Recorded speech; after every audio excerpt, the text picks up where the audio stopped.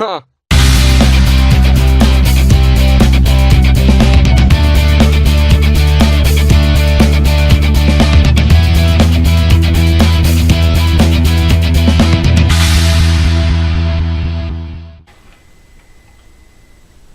I'm right at 4/64 actually, what it's reading. And I rockered those frets, and I got nothing up here that's rocking.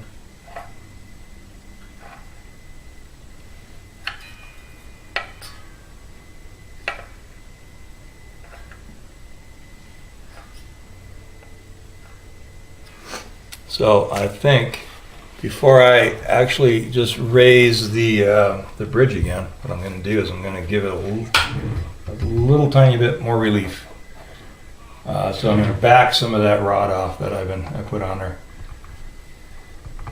Remember, I was at about 8 thousandths. You know, it was just a little snug on 8 thousandths. So I'm just going to go ahead and back that off about 1/8. Like I do, I'm going to go ahead and, this thing has got the chunkiest neck on it. Okay, now if it moved much, it's going to have flattened this out again. Didn't move much then because I'm really not seeing.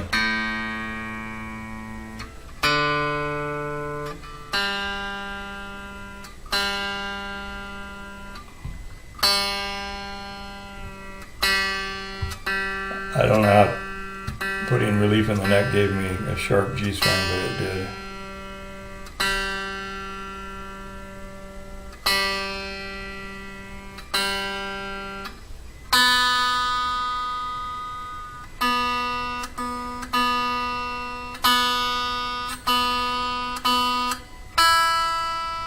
All right. Now let's see if that made enough difference.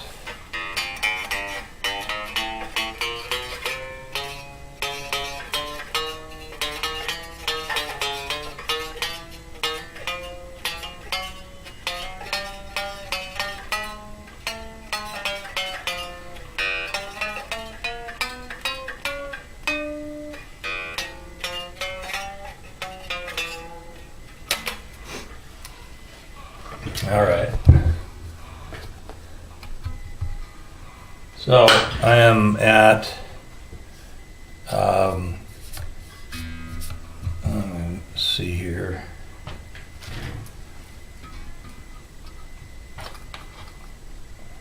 I don't know if I've made the comment on video before or not, but this is just all geometry. And I don't do geometry, but I do, you know, I can figure out all the different angles here that need to happen to make this work.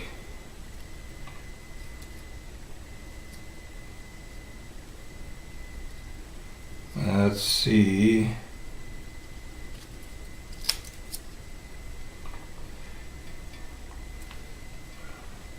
Still on the screen, just barely.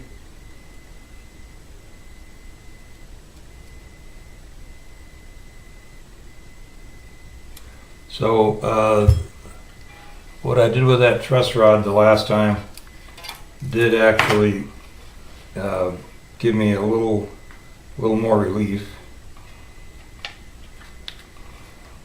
in the neck. Did not really change the height of the strings.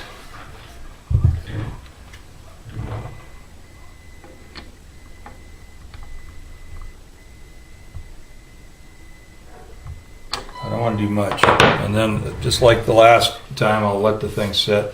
Even though, as I mentioned before, when I make an adjustment, I try to push the neck. I'll show you what I'm doing. Try to push the neck, you know, into that adjustment so it kind of will get there quicker. And I have pretty good luck with that as a rule. But like I said, this neck is very fat. I had to measure that for kicks and giggles. Let's see if that made any difference. It's up a whisker from where it was.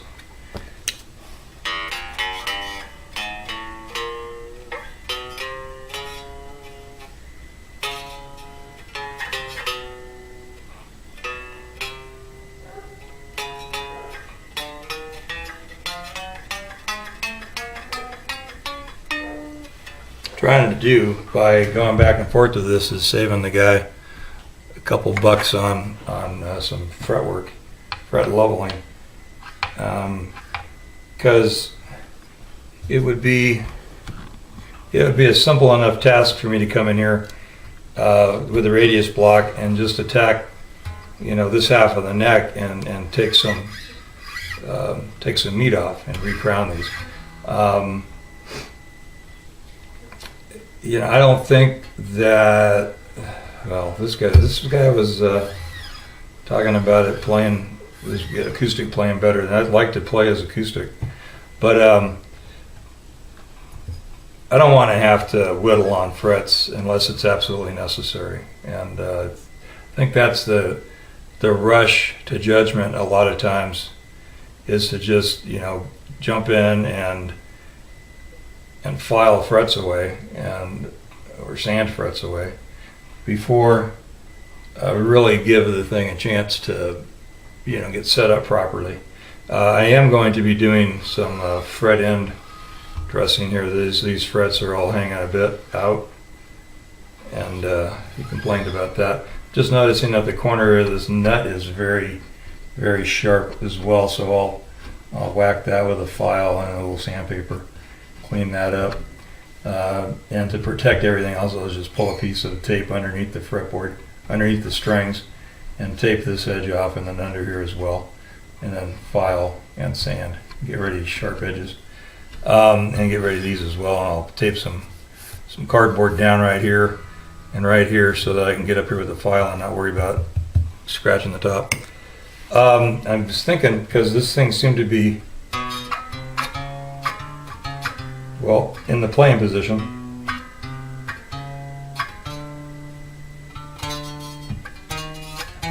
Seems like the first place it starts doing anything is right around here. But there aren't any high frets, so it's just the whole plane, and there again, like I said, it's geometry. So it's the plane of the string and the amount of oscillation in the string as to how clear we are here.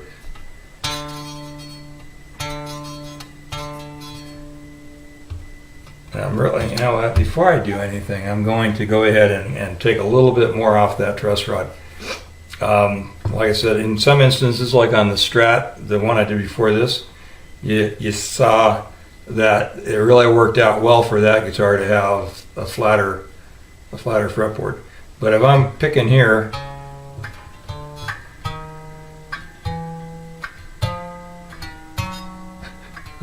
so if you concentrate and you actually fret the string properly, you don't really get the rattle. So it's a very faint, every so often. It's okay, there it is. Now, what's happening is the string's oscillating and it's hitting this very next fret. Now that's not because this fret's high. It's in the playing here now.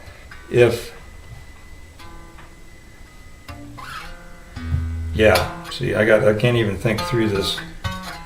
So I'm just going to try it. I'm going to loosen this neck a little more because I'm thinking that if it has a little more, and sometimes that's what causes it. If you get too much, then you're coming up out of the hole like I was talking about when I talked about the Strat. Okay. Just got a text from the fellow I did the Strat for. It says, "Guitar is awesome, now to make something that sounds like music." Cool.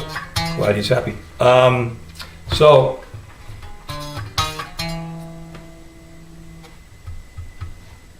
worst case scenario, it's not the worst. I'm gonna raise this up, or lessen the truss rod, get a fuzz more relief.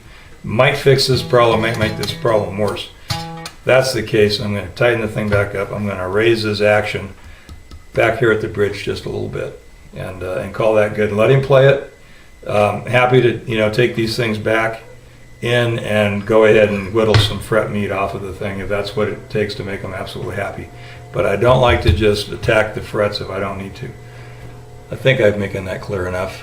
I can never tell, I just ramble on. All right, so I'm going to go ahead and just turn the camera off and loosen the truss rod, because I got to detune it and tune it back up and all that, or tune it back up after I loosen the truss rod, and just see some things. So I'll just bring you back in when I've gotten to a point where I'm set and I know what I did, and I'll just explain it at that point. All right. So what did I do? What did I do? What I did was I put a little more relief in the neck, and the buzz didn't get any better. Can't say that it got much worse, but it didn't get any better.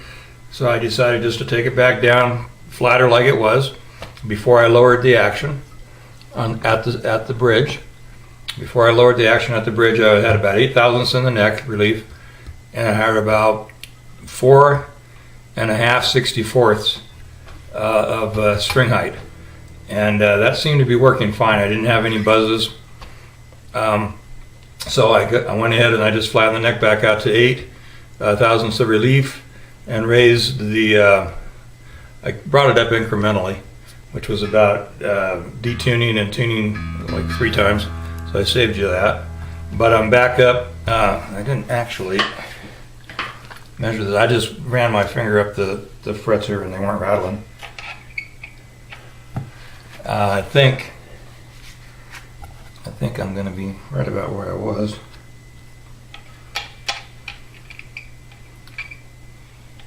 Yep, so I'm just under 5/64ths as far as the string height goes there, and I'm down around 3/64ths on the high E side. But I got rid of this rattle. Even when I heard a little bit of rattle not plugged in, I didn't have any rattle when it was plugged in. But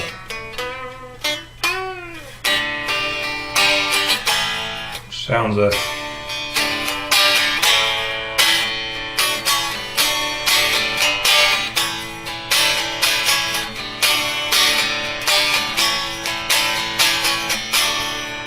anyway, slightly out of tune again. I'm going to put some of the nut guitar grease, it's called. It's just a graphite grease smear that StuMac sells, and it probably not, oh, it is StuMac branded, so I guess you wouldn't be able to get it anywhere else. And all I do in a situation like that is pull the string out of the slot, put a little goo on the end of the toothpick, and stick it in the slot, and then drop the string on it. And if you do this before this string is, pretty much tuned to pitch, then what's going to happen is as you tune it, it's just going to drag it all out of this slot. So I just I'll have to retune a little bit, but it shouldn't move the string that much. And I'm doing this before I intonate. And again, intonating, if you've watched this whole process, is the very last thing that happens. You could intonate along the way, but you're going to have to re-intonate once you've got your height, your string height, and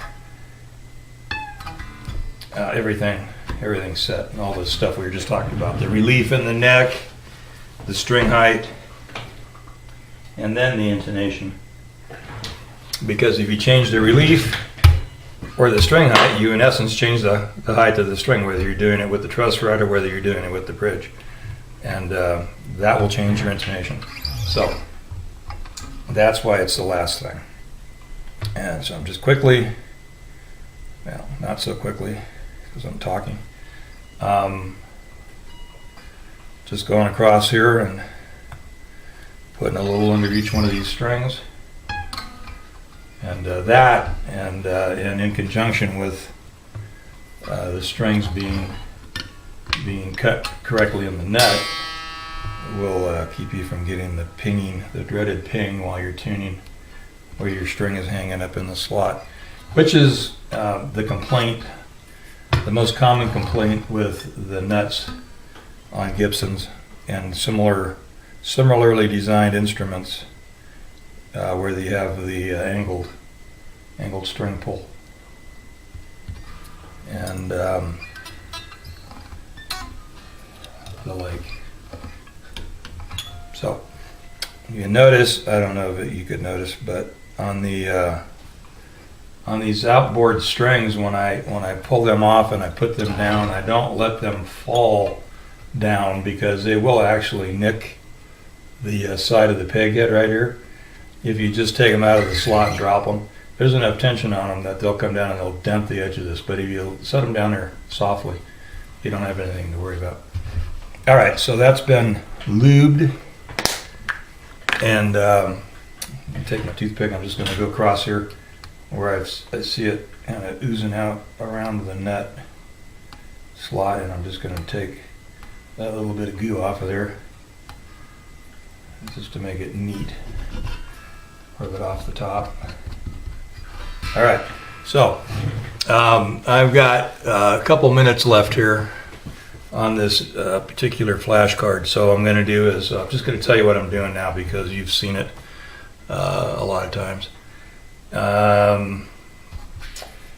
Just like I mentioned, I'm going to file this nut so it's a little less prickly right here on the corners, and then I'm going to set the intonation. The intonation on this guitar, in this case, the screws are facing the tailpiece, and with a little straight slot screwdriver, you can duck right in there and grab that screw.